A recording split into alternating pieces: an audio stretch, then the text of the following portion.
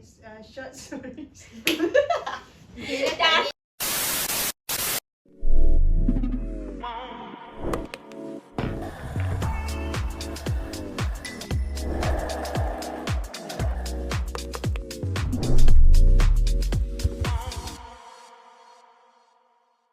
Assalamualaikum and hey everyone, welcome back to Ngopi Pena.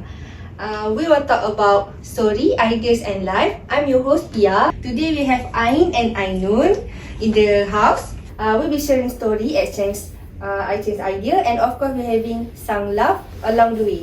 So Ain and Ainun, how are you today? Everything good? Yes, Alhamdulillah, everything is good today. I'm so far so good today. Yeah. Well, you both look excited. Okay, gang. Without further ado, let's dive in. Let's go. So, what book that you both choose? Okay, I choose Surat, dari Ibu Kota, a short collection from Nazel, Hashim, Mohamad. And I'm choosing a short collection stories by Osman Ayob called Gila tak Gila. Okay. Why do you like this book, Ain? Okay, I think this book is interesting because it taught how people and society lived in 1970.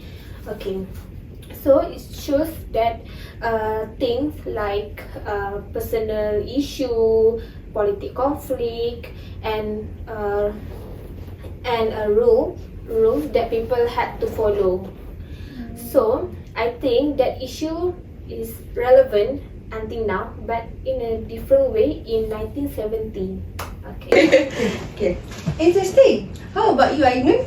What's your special about your story that makes you want to explore? So let's start with the basics first. So Gila tak Gila is a 11 collection stories written by Osman Ayob. He wrote this book by his own observation and his own experience. So each story offers a unique perspective on human behavior, societal norms, and the struggles of everyday life. Yeah.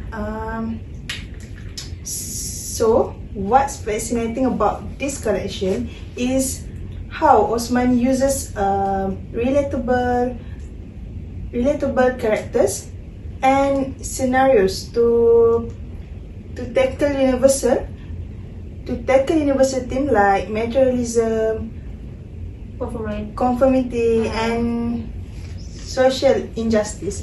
So at its core, it's a reflection of the human condition and our Relationship. relationship with societies. Oh, and the title itself, Gila tak Gila, right? So it's provocative question. What does it mean to be sane in an ancient world? So exactly, Osman challenged the boundaries of normalcy. His stories push us to question whether the ones labeled as gila are truly mad, or if they are the only sane individuals in a flawed materialistic society. That's great. Alright, back to you, Ain. Can you mention some behavior portrayed in your story? Okay, actually, I have a riddle for you. A riddle? You guys. Wow, let's hear it. Okay, I'm something that people love to spread, but I'm not a butter on a bread. Who am I? Olive oil? Makeup? No. Ano? Makeup? No. Then what? A gossip. Ooh, Gossip. that's clever. I didn't expect it. Interesting. Okay, that's why I choose this book. Some stories show how people spend too much time talking about others' life. How Do is you agree that? Yes. Yes, me too.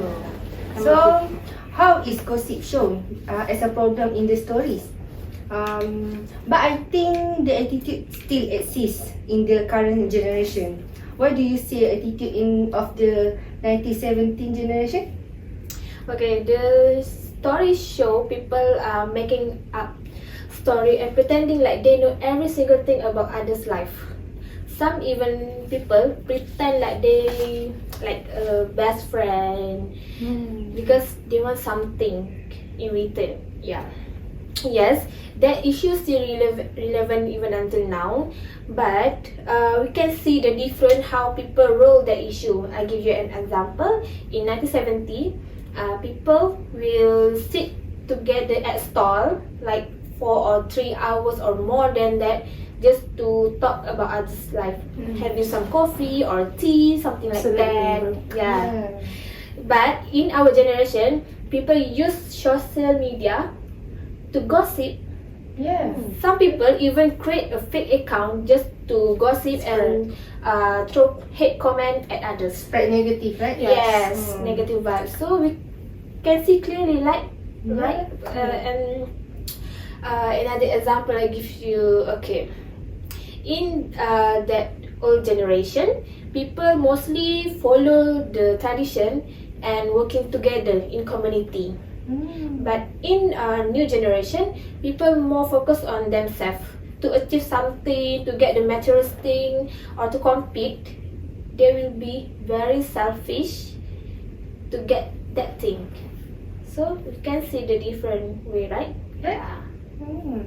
So, why do some character act like loyal friend?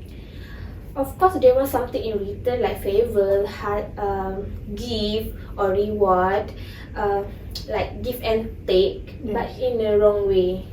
Yes.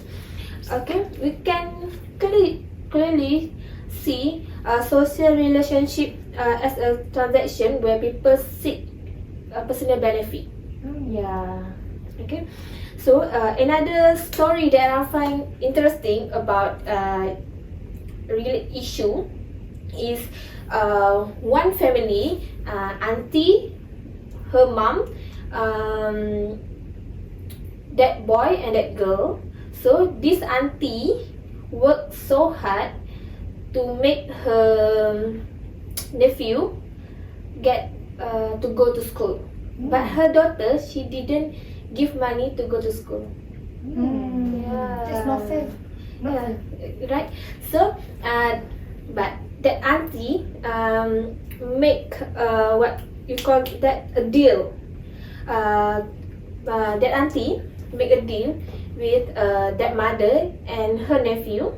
She said something like this: if you go to school and get a job, you must marry my daughter and give money to me. Yeah.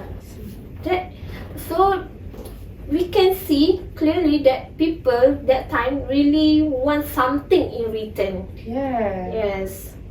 So for me, it's not fair. If I'm a daughter, I really want to go to school and I need my mom to support me, to give me money, not give others kids because something that they want. Yeah. So for you, is it fair? No. Not at all, right? Not at all. So I hope that issue end in new generation because totally boy or girl, we have to make equal. Yes. Fair. Yeah. Go to school, get a proper job, like No discrimination, right? yes. No discrimination. Yeah. I hate that. Hey, right? Yeah. That's crazy. Not fair at all. Alright, back to you, Ainun. As we know, social deviance argues that society labels behavior that divide from norms as wrong to maintain order. So, how it is explored in your story? Okay, so one of the short stories in this book called Pak Mat Encut. So Pak Mat Encut is he lives in a small hut in ignoring his vast durian orchard. He have his own durian orchard, but he ignores that. So instead of managing the land, he chooses a quiet and solidarity life.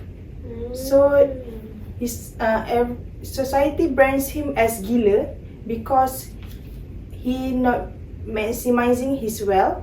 So yeah, yet yet after his death, it revealed that he had donated the entire orchard to build a surau.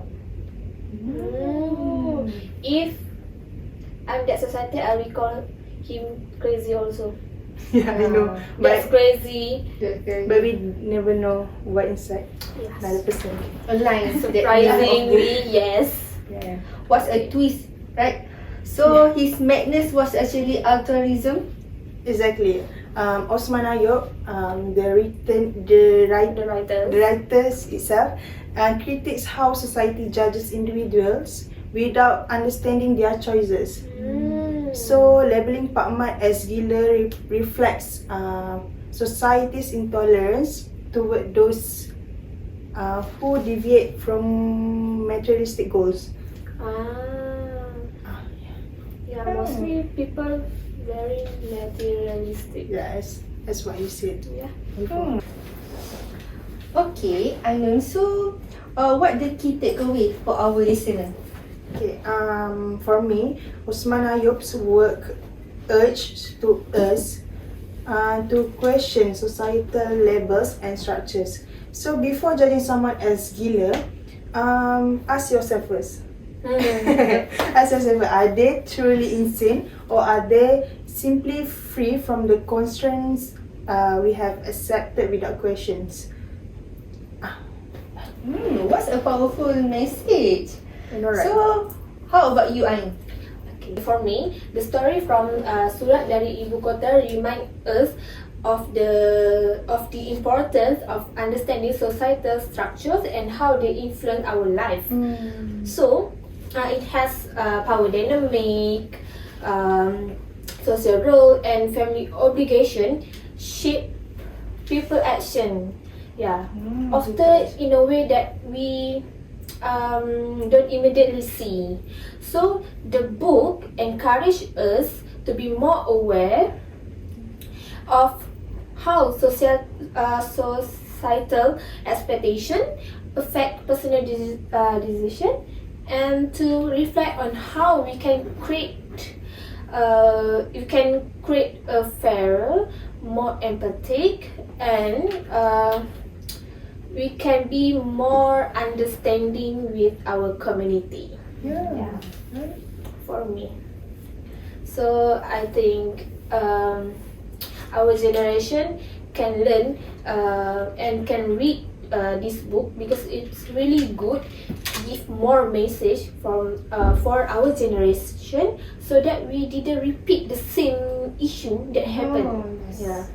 That all generation must be recreate, right? Yes. Don't recreate that Absolutely. issue.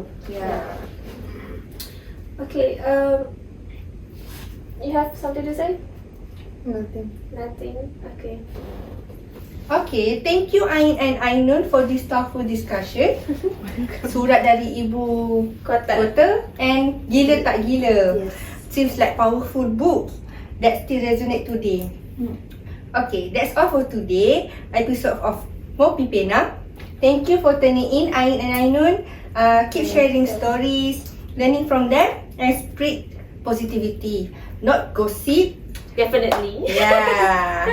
See you next time. Bye. Bye. Don't forget to subscribe. Share and like. Comment also. Bye. Thank you.